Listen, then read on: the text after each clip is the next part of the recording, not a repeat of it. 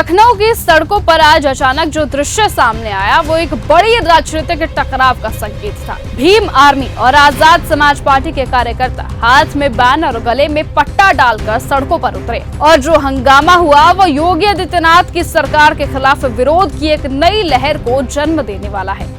Azad Samaj party के प्रमुख चंद्रशेखर आजाद के नेतृत्व में हजारों की संख्या में लोग राजधानी लखनऊ पहुंचे थे और यहां प्रदर्शन सत्ता के खिलाफ एक बड़ी चुनौती बनकर उभरा। परिवर्तन चौक पर कार्यकर्ताओं का हुजूम जमा हो गया, लेकिन योगी सरकार ने इसे दबाने के लिए कई प्रयास किए। पुलिस ने चौक चौबंद व्यवस्था की थी और पूरी तरह से बैरिकेडिंग कर दी थी। हजरतगंज और उसके आसपास के इलाकों में ट्रैफिक पूरी तरह से जाम हो गया था। मेट्रो स्टेशन बंद कर दिए गए थे और सड़कों पर भारी पुलिस बल तैनात कर दी गई थी और जैसे ही प्रदर्शनकारी बढ़े तो पुलिस ने उन पर दबाव बनाना शुरू कर दिया।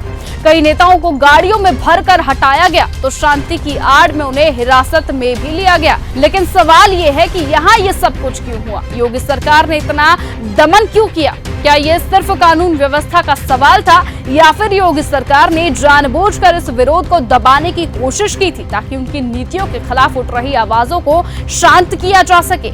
आजाद समाज पार्टी का ये प्रदर्शन मुख्य रूप से योगी सरकार की नीतियों के खिलाफ था, जिनका आरोप है कि ये नीतियां दलितों, पिछड़ों और अल्पसंख्यकों के अधिकारों को दबाने के लिए बनाई गई हैं। चंद्रशेखर ने बार बार इस बात को उठाया है कि यूपी में सत्ताधारी पार्टी केवल एक ही वर्ग के लिए काम कर रही है और बाकी वर्गों को अपमानित किया जा रहा है। लेकिन योगी सरकार ने इसे सिर्फ एक विरोध प्रदर्शन के रूप में ही नहीं लिया, बल्कि इसे अपनी सत्ता को चुनौती के रूप में देखा और यहीं से शुरुआत होती है तनाव की।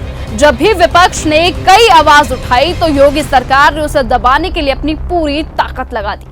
इसी का परिणाम था लखनऊ में आज जो प्रदर्शन हुआ, जो अब सरकार के खिलाफ एक सवाल बन गया है। सड़कों पर बढ़ते तनाव के बाद पुलिस ने पूरी तरह के साथ मोर्चा संभाला।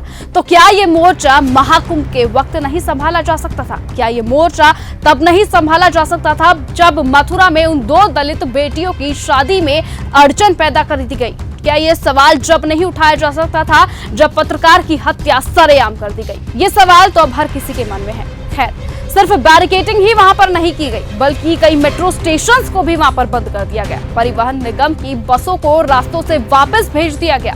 लखनऊ के लगभग 3 किलोमीटर के क्षेत्र को पूरी तरह से अलर्ट पर रखा गया था।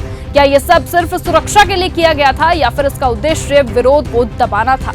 ये तो आने वाला वक्त ही बताएगा। फिलहाल आज के इस वीडियो में इतना ही। देश और दुनिया की तमाम बाकी खबरों से जुड़े रहने के लिए आप बने रहे और देखते रहे चैनल न्यूज़ गंगा। नमस्कार। ऐसी ही खबरों को सुनने और देखने के लिए सब्सक्राइब करना बिल्कुल मत भूलिएगा चैनल न्यूज़ गंगा। खबरें अच्छी लगी तो लाइक का बटन दबाना बिल्कुल मत भूलिएगा। कमेंट बॉक्स में टाइप भी कर सकते हैं और हाँ, शेयर करना भी बिल्कुल मत भूलिएगा।